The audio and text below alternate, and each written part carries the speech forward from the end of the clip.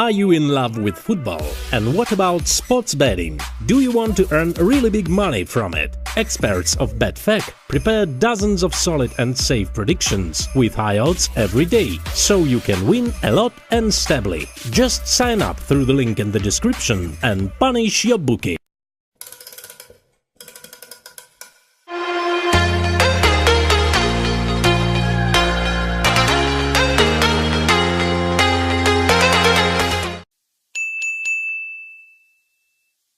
Now it is Brighton against Manchester United in the Friday night football. Jose Mourinho's side already guaranteed a top four finish, but a win tonight would all but confirm second place as well.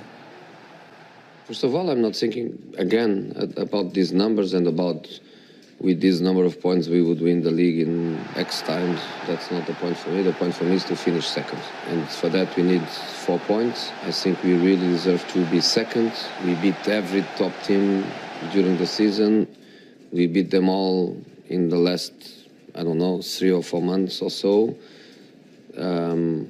We are going normally to reach this 80 points barrier, and we deserve to finish second. So if we finish second, we are the second best team in the Premier League, which I think is very good. It's a huge game for Brighton, who are 5 points above the relegation zone, and no one more win would guarantee them their Premier League status. In all of the press conferences I do week in, week out, we've almost got used to saying the next game's our biggest game. But yes, I think without doubt, if we were to get the points that's needed to secure Premier League status against Manchester.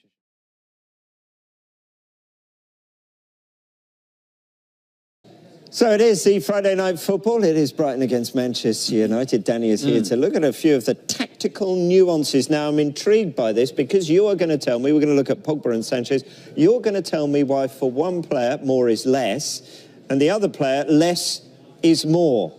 Right, explain. Yeah, giving me a big build-up now. No, obviously, there's been a lot of talk about, Pogba and Sanchez, playing together. Can they play together? Yeah, I believe they can play together. They are, effectively, two of Manchester United's most attacking threats. They should be. I think they're two world-class players, and it's just getting the best out of both of them whilst being on the pitch at the same time. And I think what we need to do is have a look at some of the clips where they've probably got in each other's way, so to speak. So I think the first half against Manchester City, where they did tend to struggle a little bit. If you look at Pogba here and Sanchez, you look how close they are. Sanchez wanting to come in narrow off the left-hand side. Pogba, obviously, he wants that corridor to run into. But you can see here, to have arguably two of United's best players so close together is always going to be difficult. They end up getting a foul from this, I think. But it's a situation where they find themselves in the same area. And this probably even shows it even more. And this is against West Brom.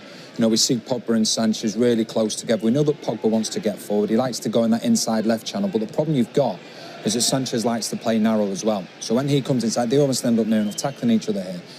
And the problem is, when you've got two of arguably Manchester United's best players, you could put a blanket over the two of them. You don't want that. And that's very difficult. If I'm playing against Pogba and Sanchez, to see them so close like this, you'd be delighted as a defender because you know that arguably two players can take care of them two because they're in such a confined space. But when they're separated, then it becomes much more difficult, and you see how compact it is in that middle. So what you tend to find is when you have the situation that Manchester United have, like I say, where you've got Pogba and Sanchez both on that left-hand side. So when we talk about Sanchez, let's move these players out of the way because they'll be further over here. Talking about Matic and Herrera. And we'll come on to Manchester City in the second half in a minute. Now, as we talk about Pogba, we know that this is the channel that he wants to get into. We've seen it when he's at his best, starting from deep and then getting into here. That is when Pogba's at his best. Now, the problem you have, because Sanchez wants to come narrow, so all of a sudden, he's gone inside to here. The fullback's going to come with him. So that means Sanchez has gone in there. All of a sudden, you arguably could have 4 players that find themselves in that position.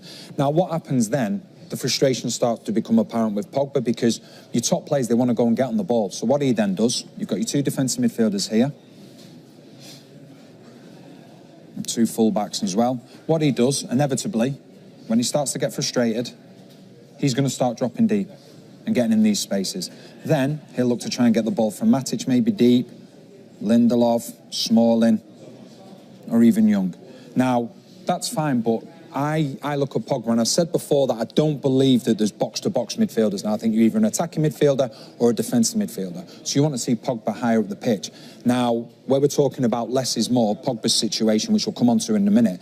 Manchester City in the first half, he had more touches in the first half than he did in the second half, yet in the second half was arguably one of the best 45 minutes he's had for Manchester United, and scored 2 goals. So then now, if we now take it back and have a look then, this is with Martial on the left-hand side, and this was against Bournemouth. This is a big difference here. So you look at Martial. Martial is not so wide there, but he's high up the pitch. Pogba's got this space to run into. So you see where Martial is. There's a space then for Pogba to get into, because when he gets into his stride, he can break the opposition midfield, and you're not going to be able to keep up with him. Martial then goes wide, and Pogba's still finding his own space. Once again, you see Martial. He's got that corridor now. He's got that avenue which he can run into. You'd fancy him one-on-one when he fronts somebody up. Look at all the spaces there for him to go and run into. That's key. That's what he needs, and that's what you need to give your best players space to go and create. And this is the icing on the cake. Martial dropping deep and wide. Look at the space that Pogba's got to get into. He doesn't even get into full pelt here, and he's already leaving the Bournemouth players behind because he's so quick. And inevitably, the end result, lovely run from Lukaku, and the ball ends up in the back of the net. So what you have to try and do, like I say, with Sanchez and with Pogba in particular, you've got to try and create space for them whilst being on the pitch at the same time. So if we then go back to Martial, and we're talking about the situation here. We talk about Pogba going forward. Like I say, we talk about these players higher up the pitch. Now, Pogba played a lot higher up against Bournemouth because the situation was here. The fullback goes out. The midfielder wants to try and keep up with him, but we've spoken about the fact before that Pogba is really good at breaking through the opposition's midfield, getting behind them. All of a sudden, because Martial's keeping the width, look at this area. The knock-on effect from that is that, like I say, when Pogba breaks through the opposition midfield, you as a centre-back, you're in all types of trouble. Because then he's got to come over, and how many times this season have we seen Pogba break into there, the centre-back have to come over, and then, obviously, Lukaku's injured at the moment, but he plays that ball into there, and look how separated the 2 centre-backs are, because he's asking questions of them. And you need Pogba to be able to make the runs, else otherwise it's a lot easier for the likes of any back 4 or back 3 that you're playing against to stay tight and compact. Now, the one way you can look at it with Sanchez, if we go, this is Manchester City in the second half. The difference was Sanchez still played in the same position. It was Pogba that changed his position. He went further over to the right-hand side. Look at the run he's made here. He's made this run. Sanchez finds him. Absolutely brilliant. From Sanchez and from Pogba. Sanchez had more touches in the second half than he did in the first half.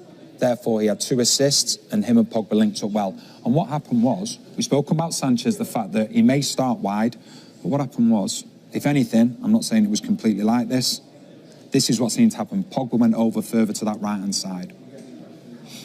Now, whoever's playing on this side, they're not going to keep the width, but what they do, they don't come into this area.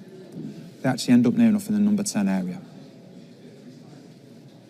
So that still then leaves the space for him to get into there. So instead of doing that on the left-hand side in the second half, he was doing that on the right-hand side. Sanchez was coming in narrow. That was absolutely fine because him and Pogba weren't getting in each other's way, so he had more time to dictate play, get on the ball and do what he wanted to do. And Pogba, likewise, he shifted over the pitch a little bit more and he found freedom and ended up getting 2 goals. So I look at the situation with Sanchez and Pogba and say, OK, Sanchez can play on the right of a 3 up front. He did it for Barcelona in his last season there, was absolutely magnificent. Pogba can play on the left of a 3, or if need be, can play on the right of a 3. But there's no doubt about it that these 2 can play in the team together. 2 world-class players, and it's up now to Manchester United to get the best out of them. And if they can do that, then I don't see any reason why they won't be challenging Manchester City. Fascinating. We shall see.